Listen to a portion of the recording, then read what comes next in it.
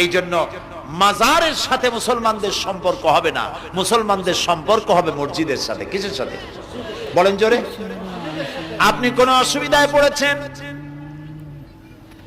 মাজলুম হয়েছেন, অত্যাচারিত হয়েছেন, চাকরির সমস্যা হয়েছে, ঘরে খাবার নাই, অসুখ বিসুখ হয়েছে, নানান ধরনের সমস্যায় পড়েছেন, কোনো মাজার নয়, কোনো পীর নয়, মসজিদের ভিতরে চলে যান, উযু করে মসজিদে ঢুকে 2 রাকাত কাজায়ে হাজাতের নামাজ পড়েন। রাসূলুল্লাহর উপরে যখনই বিপদ হতো তিনি নামাজে দাঁড়ায় যেতে। সুবহানাল্লাহ বলো। আপনি কেন যাবেন একটা কবরের কাছে? আপনার সাহায্য কামনার জন্য কোনো পীর নয়, আপনার সাহায্যের জন্য কোনো কবর নয়, সাহায্য পাওয়ার জন্য কে? আল্লাহ চান আপনার ঈমানটা খালেস হোক। আল্লাহ তাআলা এটা বরদাস্ত করতে পারেন না যে মানুষ কারো কাছে গিয়া আরেকজনের কাছে গিয়ে নথি স্বীকার করুক। আল্লাহ সহ্য করেন না। ইন্না শিরকা লাযুলমুন আযীম, শিরক হচ্ছে মস্তবর জুলম, অত্যাচার। আল্লাহ সবথেকে অপছন্দ করেন কোন গুনাহ বলেন? শিরক। আল্লাহ সহ্যই করেন না। কেন করেন না?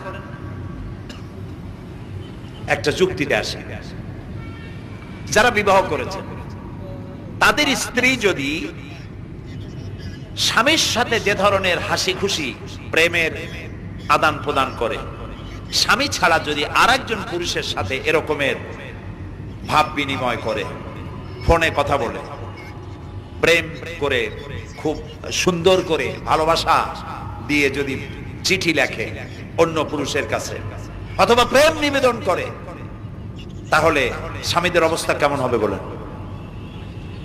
এইটার জবাব দিতে যদি দেরি হয় তো খুবই কুলক্ষণ।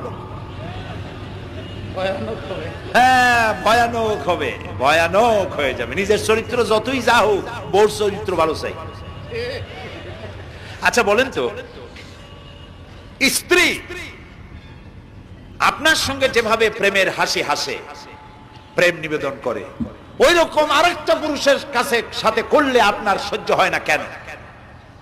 আপনি স্ত্রীর উপরে আপনার অধিকারটা কতখানি, কি জন্যে? আপনার স্ত্রীর যে হাসি, যে মিষ্টি হাসি, যা আপনার প্রাণ কেড়ে নেয়, ওই হাসিতে আপনার কোনো অবদান আছে বলেন? তার যে টানা টানা চোখ, সুন্দর ভ্রু, মাথায় অনেক লম্বা চুল, শরীরটা সুন্দর, যৌবন, রূপ, এর ভেতরে আপনার কোনো অবদান আছে? হ্যাঁ আছে, একটু তো আছে। আপনি যে মুখ দিয়ে বউটা হাসে, সেই ঠোঁটে একটু লিপস্টিক লাগাইছেন, যে চোখের জন্য আপনি পাগল, সেই চোখে একটু কাজল লাগাইছেন, শরীরটাকে পেঁচাবার জন্য সুন্দর একটা শাড়ি কিনে দিয়েছেন, একটা শাড়ি দিয়ে একটু লিপস্টিক কিনে দিয়ে, চুলের একটা ক্লিপ কিনে দিয়ে, একটা ভালো শাড়ি কিনে দিয়া, স্ত্রীর উপরে যদি এত অধিকার আছে যে কোনদিন মৃত্যু পর্যন্ত কোন প্রেমের হাসি, ভালোবাসার আদান প্রদান আপনি ছাড়া আর কারো সাথে করতে পারবে না, এইটা যদি আপনার অধিকার এভাবে প্রতিষ্ঠিত হয়, তাহলে এই হাসি যিনি দিলেন, এই দাঁত, এই সুন্দর চোখ, এই রূপ, এই যৌবন যে আল্লাহ তাআলা দিলেন, তার সামনে কোনো পীর অথবা কবরের সামনে যদি হাত পাতে আল্লাহ বরদাস্ত করেন না। কথা কি বুঝে আসছে? কথা বুঝে আসছে? আলহামদুলিল্লাহ বলেন। আলহামদুলিল্লাহ। বুঝলেই আমাদের কষ্ট সার্থক। আলহামদুলিল্লাহ বলেন। আমরা যেন আল্লাহরে চিনতে পারি, বুঝতে পারি। আমার বিশ্বাস করুন, কোরআন আমার সামনে, আল্লাহর কসম, কোন জীবিত পীর, কোন মৃত্যু পীর আমার ভাগ্যের ভালো বা মন্দ করার কোন অধিকার রাখে না, রাখে না, রাখে না। কোন পীর ফু দিয়ে আমার ভাগ্যকে ভালো বানাই দিতে পারবে না, পারবে না, এবং আমার একটা চুলও বাঁকাও করতে পারবে না। খাইরিহি ওয়া শাররিহি মিনাল্লাহি তাআলা। আমার ভালো, আমার মন্দ করার একমাত্র মালিক কে? এক আঙ্গুল আকাশের দিকে উঁচু করে চিৎকার দিয়ে বলুন কে? আবার বলেন, আবার বলেন, আবারও বলুন। হাত নামান। আল্লাহ কবুল করুন, বলেন আমিন। আমার এই বক্তব্য দিয়ে আমি কোন পীরকে অমর্যাদা করছি না। পীর সাহেবদের কাছে পীর কোন শরীয়তের শব্দ নয়। কোরআন এবং হাদিসে কোথাও পীর বলে কোন শব্দ নাই। এটি ফার্সি শব্দ। এই শব্দের অর্থ হলো বৃদ্ধ। তো পীর যদি বৃদ্ধ হয় ভালো কথা, তিনি যদি আলেম হন আরো ভালো কথা।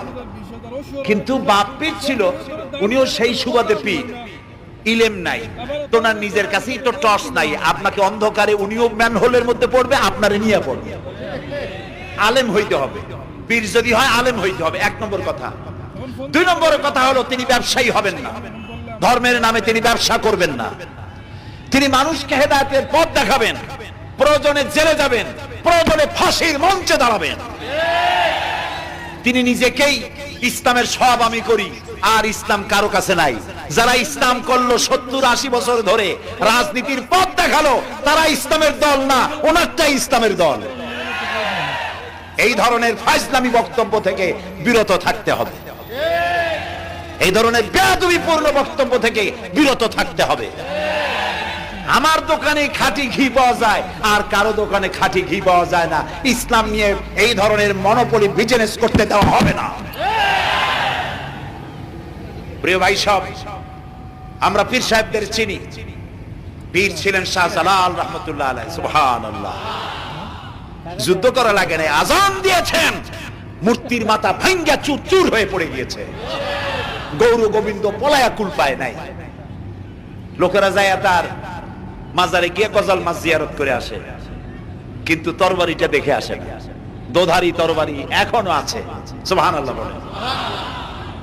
পীর ছিলেন হযরতে বাহাউদ্দিন নকশবন্দি, মুজাদ্দিদ আল ফিসানি রাহমাতুল্লাহ আলাইহি, বড় পীর আব্দুল কাদের জিলানী রাহমাতুল্লাহ আলাইহি, খাজা মুঈনুদ্দিন চিশতি রাহমাতুল্লাহ আলাইহি, শাহজাহান আলী রাহমাতুল্লাহ আলাইহি। কত ওলিউল্লাহর মাজার দিয়ে আমার দেশ ভরা, আলহামদুলিল্লাহ কর।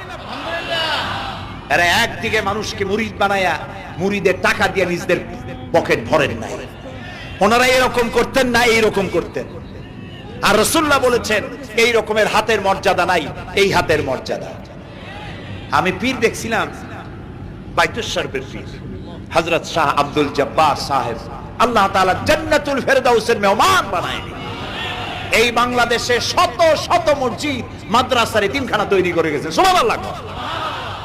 বৃষ্টির মৌসুমে চট্টগ্রামের বাড়িটা 14 বছর মাদ্রাসায় ওয়াজিদিয়া, চট্টগ্রামে 14 বছর বুখারী শরীফ পড়িয়েছেন। কি মানের আলেম, খালি পীর না।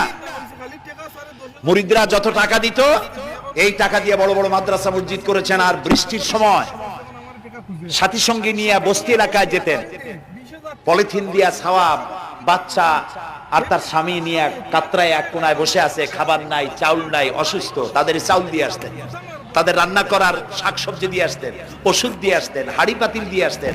বন্যা হলে, তুফান হলে টাকা উজাড় করে যা মুরিদরা দিত সবগুলি উজাড় করে মানুষের খেদমত করতেন, সুবহানাল্লাহ। কাজী যারা জামায় অনেকগুলো পকেট সমানে নিতে থাকে আর ভরতে থাকে, এইভাবে করে এই ব্যবসায়ীদেরকে পরিত্যাগ করতে হবে।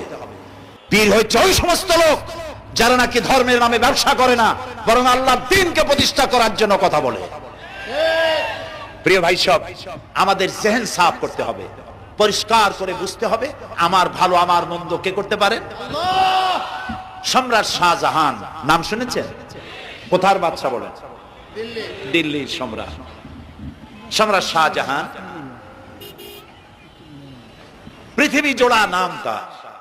কবি বলছেন, শাহনে জাহাं को जिन्हें फख्र से देते थे बाज, वाज कब्र में है सूरह अलहम्दु की मोहताज।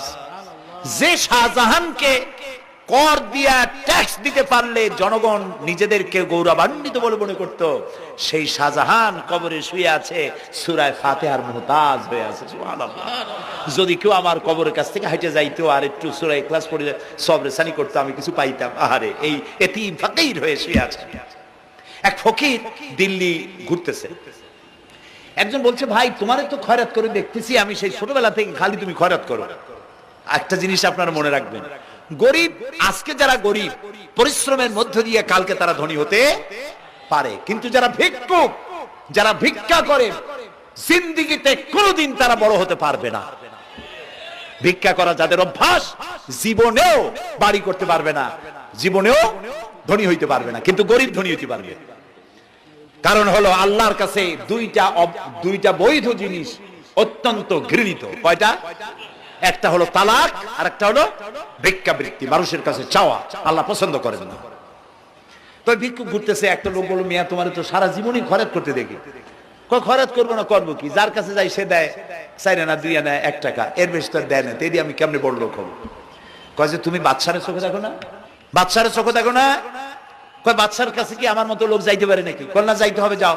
বাদশা একবার যাবা, এমন দেওয়া দেবে জীবনে আর তোমার খরচ করা লাগবে না। পাতি শিয়ালের পিছনে ঘুরে তো লাভ নাই, পাতি শিয়ালে খায় মুরগি, তোমার একটা ঠ্যাং দেবে, দাঁতের খেলালের কাজ হবে না। বাঘের পিছনে ঘোরো, বাঘে খায় গরু আর হরিণ, একটা রান দিলে তুমি 1 সপ্তাহ খাইতে পারবে। কাজে ঘুরতে গিয়েও বোঝা উচিত কার সাথে ঘুরি। তো বলছে বাদশার কাছে যাও। তো বাদশারে পাবো কই? কই তো দেখলাম কেবল মসজিদে ঢুকলো। তারপরে ফকির গিয়ে দাঁড়ায় আছে বারান্দায়, দেখে যে উনি বাদশা ভেতরে বসে হাত তুলে আছে ভাবে, আর চোখ দিয়ে পানি পড়ে দাড়ি ভিজে ভিজে পড়তেছে। নামাজ শেষ করে, মোনাজাত শেষ করে বাদশা বেরিয়েছেন। কোন বাদশা? শাহজাহান। বাইরে আসার পর ফকির বলল আসসালামু আলাইকুম, বলে ফকির রওনা করছে। বাদশা বলে দাঁড়াও, তুমি যে রওনা করলা, তোমার তো ভিক্ষুক মনে হয়, আর লোকেরা যারা ভিক্ষুক না তারাও তো আমার কাছে চায়, আর তুমি তো ভিক্ষুক, চাইলে না কেন কিছু? ভিক্ষুক বলে জাহাপানা, আমি কিছু চাইতে এসেছিলাম আপনার কাছে, কিন্তু আপনার করুণ অবস্থা দেখে আমার জ্ঞানের চোখ খুলে গিয়েছে। আমি দেখতে পেলাম আমি যার কাছে চাইতে এসেছি, আমি তো কান্দি না, হাতও বাতি নাই। যার কাছে চাইতে আসতাম দিল্লির সম্রাট, আবার কোন সম্রাটের কাছে হাত পেতে ভিক্ষুকের মতো কি জানি চায়, আর চোখ দিয়া পানি পড়ে দাড়ি ভিজে ভিজে পড়ছে। আমার জ্ঞানের চোখ খুলে গেছে, দুনিয়ার বাদশার কাছে আর চাইবো না। বাদশা কান্দে যে বাদশার কাছে, তার কাছেই চাইবো। প্রিয় ভাই সব, এই জন্যে জিহন সাফ করে ফেলুন।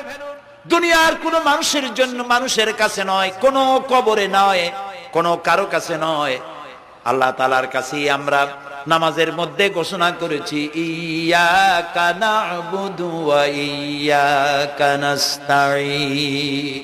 আল্লাহ তাআলা তোমার একমাত্র ইবাদত করি, তোমার কাছেই সাহায্য চাই। কাজী সাহায্য আল্লাহর কাছে। কার কাছে চাইবো বলে? আল্লাহ আমাদের ঈমান পোক্ত করে দিন। আমরা বলি আমিন, আমরা বলি আমিন। অসুখ বিসুখ হইলে পরে ধৈর্য ধরবেন। অনেক মানুষ আছে জ্বর হইলে কয় যে এত নামাজ পড়ি খালি জ্বর আমারই হয়, এত রোজা রাখি, ভালো ভালো কাম করি, আমার ছেলের অসুখ মোটে সারি। এই জাতীয় কথা বলবেন না। মুমিনের পায়ে যদি কাঁটাও ফোটে, সওয়াব থেকে খালি নাই। ধৈর্য ধরতে হবে। কাঁটা ফুটছে, বলেন ইন্না লিল্লাহ। আজাবান লিল মুমিন, মুমিনের জন্য বড়ই আশ্চর্য ব্যাপার, বিপদ হইলেও শুকর আদায় করে, আর সুখে থাকলেও শুকর আদায় করে। সুবহানাল্লাহ ওয়া বিহামদিহি। বিপদ আসলে সে বলে ইন্না লিল্লাহি, বলেন ইন্না লিল্লাহি ওয়া ইন্না ইলাইহি রাজিউন। আর যখন শান্তি আসে বলে আলহামদুলিল্লাহ। দুই অবস্থায় তার জন্য নিয়ামত আল্লাহর তরফ থেকে সে পায়, আলহামদুলিল্লাহ। প্রিয় ভাই সব, তো আল্লাহর উপর ঈমান আনার জন্য কয়টা শর্ত বলছিলাম? এই যে প্যাচ লেগে গেছে, কয় যে 3টা। আল্লাহর উপর ঈমান আনার জন্য শর্ত কয়টা? 4টা। 4টার বলছি কয়টা? 2টা। আরেকটা হচ্ছে আল্লাহর কুদরত, এ বিশ্বাস করা। আল্লাহর কুদরত মানে শক্তি। আল্লাহর কিছু বিশ্বাস করবেন, বলেন জোরে? শক্তি। আকাশ এবং জমিনে শক্তিশালী কে?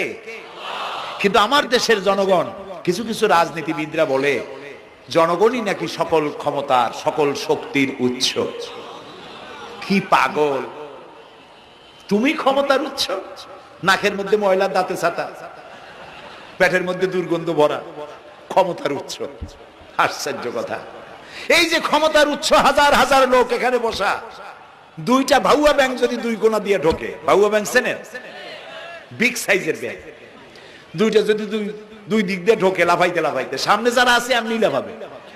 অন্তত টঙ্গী তামিরুল মিল্লাত মাদ্রাসা ছাড়াইয়া তারপরে ফিরে তাকায় বলবে, ভাই আমরা দৌড়াই কেন? ব্যাংকের সামনে অসহায়, বল্লা ভীমরুলের সামনে অসহায়, সাপের সামনে, বিচ্ছুর সামনে অসহায়, তারা কয় সকল ক্ষমতার উৎস জনগণ। কপাল পোড়া। ক্ষমতার উৎস জনগণ নয়, এটা কোরআনের সাথে কন্ট্রাডিকশন হয়। এ কথায় আল্লাহ বলেছেন আন্নাল কুওয়াতা লিল্লাহি জামিয়া। সকল ক্ষমতার উৎস কে? চিল্লায় বলো। ক্ষমতা কি দেখছেন? মাত্র 1.5 মিনিট। কয় মিনিট?